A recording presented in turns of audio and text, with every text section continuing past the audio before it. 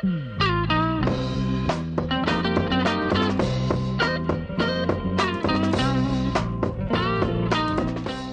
está, suena No Pibe de Manal. Este tema del año 1969, que fue el segundo simple de Manal y que fue producido por el que yo llamo el arquitecto del rock argentino. ¡Apa! Nada más y nada menos. ¿Vos solo lo llamás así? Yo. Podríamos decir que fue como un arquitecto de lo que fue el rock acá, porque estoy hablando de Jorge Álvarez, que fue un productor y editor que, bueno, falleció la semana pasada a la edad de 83 años. Y su historia, digamos, él fue muy influyente en lo que fue el surgimiento del rock en nuestro país, y también de parte, digamos, del lado de la literatura en la década del 60.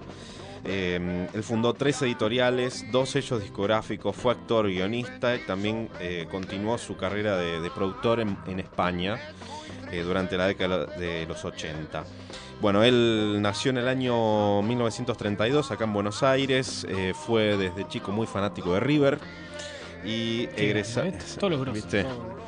Y bueno, después egresó en el Nacional de Buenos Aires y demás, y él tuvo primeramente una pasión por la literatura, que fue influida por su hermano mayor. Y resulta que, bueno, unos años después, él empieza a trabajar en una librería que se especializaba en Derecho y Ciencias Sociales y demás. Esto estoy hablando a principios de los 60. Hasta que un día llega un cliente y le dice: che, quiero publicar un libro, que es una biografía de Eva Perón. Y el dueño se lo comenta al dueño de la librería, el tipo le dice que no estaba interesado. Pensemos incluso en la década del 60, la situación del peronismo no era la mejor. Cuestión que Álvarez dice: bueno, yo me voy y voy a publicar el libro y voy a fundar mi propia editorial, que llevó su nombre, Jorge Álvarez. Él en ese momento, digamos, finalmente este libro de este cliente, que era David Viñas, no se pudo publicar, pero publicó posteriormente de este mismo autor Literatura Argentina y Realidad Política, que fue también una obra emblemática de David Viñas. Fue así que previamente a esto, igualmente, Jorge Álvarez, en su editorial del mismo nombre, publicó a Germán Rosenmacher. Fue el primer libro que publicó en el año 63. Después a algunos autores tales como Rodolfo Walsh, Manuel Puig, Juan José Saer, Marta Lynch, Abelardo Castillo, Félix Luna, un par de muchachitos.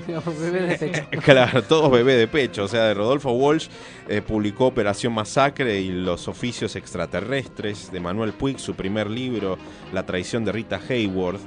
De Saer, Responso. Y también publicó los primeros números de Mafalda de Quino, que de hecho fue él mismo quien convenció a Quino de publicar las historietas, de agruparlas en un libro.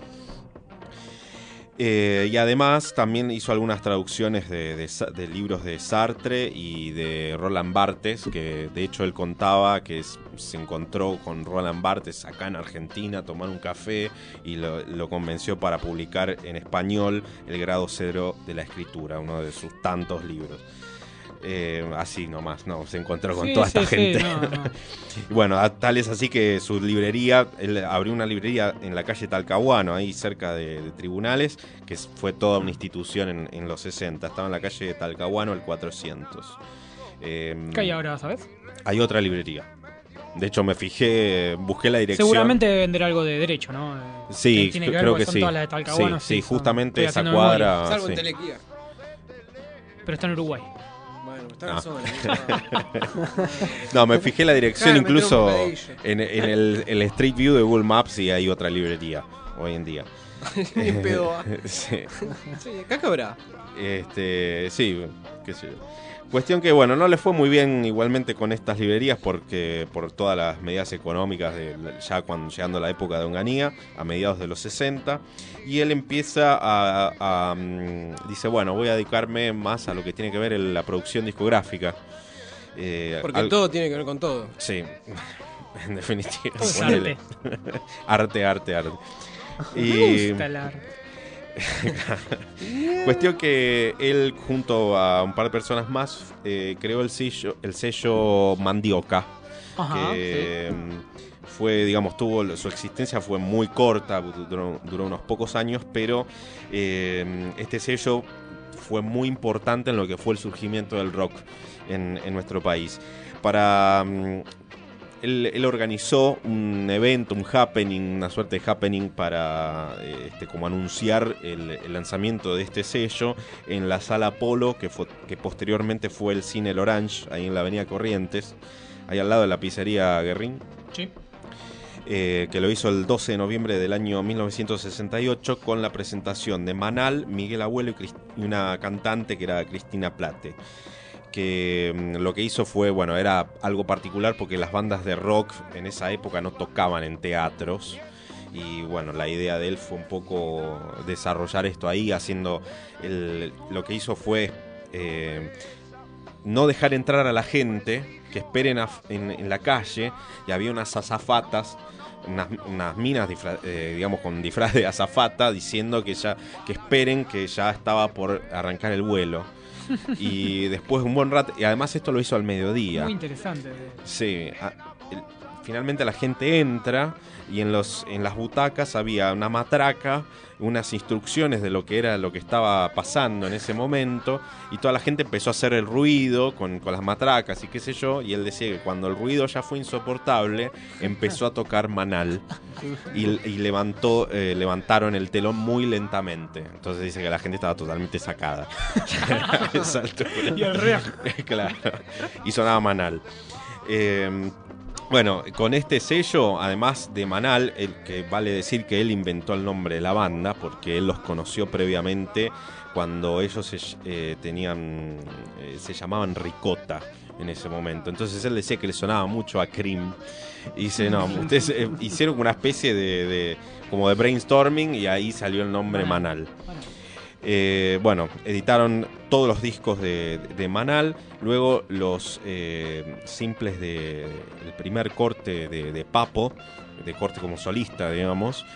Luego, bueno, Miguel Abuelo, los primeros simples de Los Abuelos de la Nada, La Pesada del Rock and Roll, Morris, Tanguito, Almendra. Y también fue él quien descubrió a Box Day, que les hizo también cambiar el nombre, porque antes se llamaba Match 4 y cantaban en inglés. Entonces el tipo dijo, no, en inglés no. Un visionario. Cambiame el nombre, vamos a cambiar el nombre. Vamos con Box Day. Box Day. Y nos metemos con la Biblia. Y se ponen a cantar en castellano. Claro, dejémonos de joder, ¿eh? Se dejan de joder con la cosa en inglés. Y aparte decía que ellos se vestían como si fueran los Beatles. Entonces digo, bueno, había muchos en ese momento, sí, claro. Sí. Y bueno, fue así que editaron el primer disco de Box Day, Caliente, en el año 70. Y bueno, hay dos Mandioca muy